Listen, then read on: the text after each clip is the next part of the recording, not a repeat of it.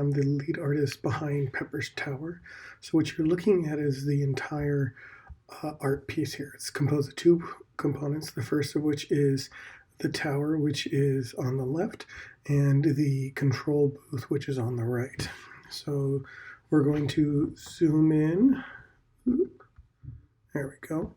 Take a closer look at this. So on the top, this little acrylic dome is where the actual Pepper's ghost effect is taking place. So in this box, there will be a square monitor that will project an image up onto a piece of acrylic that's at a 45-degree angle.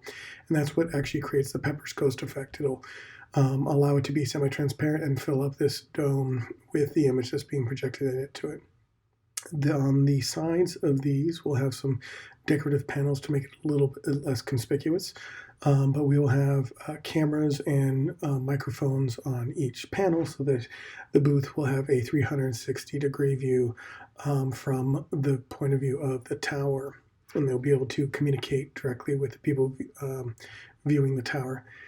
In below there is going to be, this is a one-way mirror that's going to be an infinity mirror. So you'll be able to look inside of here and you'll see reflective surfaces that are lit up by various colored LED strips and give you sort of a infinity mirror effect and make it look like it's a floating top bit of the tower. On the side, we will have this black area here will be made out of laser cut thin plywood that are mostly just a decorative piece, and then behind that will be some white diffusion material. That'll all be lit up as one solid color, and then on the outside we'll have these accent LED channels that will allow it to be more interesting lighting effects. So you'll be able to control those from the booth as well as have the outside react to various sound elements.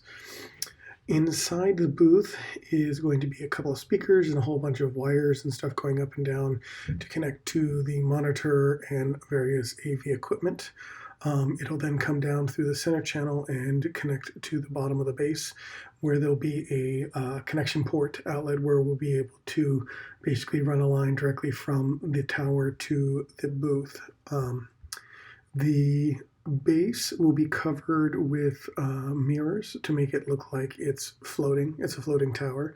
The base itself will be anchored into the playa using 14-inch 3/8 lag screws. They'll just drill straight through this and then be covered over with the mirror pieces. We're going to go over here to the booth. So the booth is a hexagon-shaped room. It's a little less than 100 square feet. Each side is about 6 feet long. The height to the top of the vertical is 7 feet tall. The overall height of the structure is going to be 9 feet tall and 12 feet in diameter. The back entranceway is still being finalized on the door width, but it'll be somewhere between 36 and 48 inches wide, providing plenty of room for people to walk in. There won't be a door, but there will be a covering of the opening with duvetine fabric to allow the light to stay in there, but also keep out some of the dust and also not require any sort of like doorway that we have to worry about it. On the top, we're going to have some glow-in-the-dark tape for extra visibility on how to exit, as well as having a hanging exit sign that will be battery operated that is totally independent of everything else. So we'll zoom in just a little bit. If you go inside here, we're going to have on the top, there'll probably be a chandelier of some kind. There'll be some art that we'll place on the walls. On the sides here, there are two tables, which are actually the front and back of the hard case for the AV control station. They will be covered with fabric to basically act as the desks or writing surfaces for the journals for the two characters that we have for the initial part of this project. In the center is going to be the control center. This is a sort of a utility closet, if you will. What's not shown here in this particular rendering is there's a doorway that will go stretch this span and hide most of this. You'll be able to see the two monitors, as well as there will be a camera and a microphone sticking out, as well as a control panel that allow you to control the various lighting effects, select from a library of pre-recorded videos. You'll have the option to record a short video to add to the library if you wish, but there'll be a myriad of lighting effects within here. We're going to take off the roof for just a second and get a sort of a aerial view of this, give you a better idea. This is the control booth area right here. And there'll be some opportunities to put some accent lighting in here, as well as act as a storage space for if we do a fully solar and battery powered generation system, we'll be able to put that into the storage unit. And if we end up using a regular gas powered generator, we'll be able to, put some utility stuff inside this storage unit in case we need to do any sort of on-ply repairs and not having to worry about hauling it out there. The construction of this will all be 4x4 lumber for the horizontal structures, as well as the vertical. There will also be 4x4s on the base. All the angled hardware is going to be pre-manufactured kits for doing hexagon yurts. This will all be skinned with 3/4 inch plywood for the vast majority of it, with some of it being half-inch, and primarily I believe the roof will be half-inch plywood.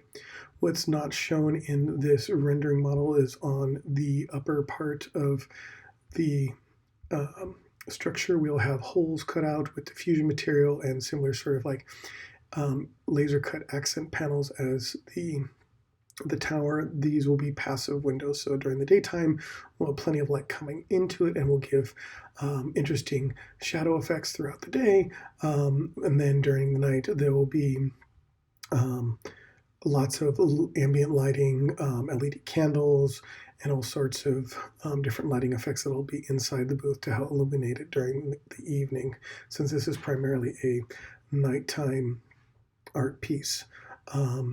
The nice thing about this is, since this is all existing kits and hardware, we should be able to pre-assemble sub-assemblies like different wall panels and then assemble them fairly quickly on site on Playa.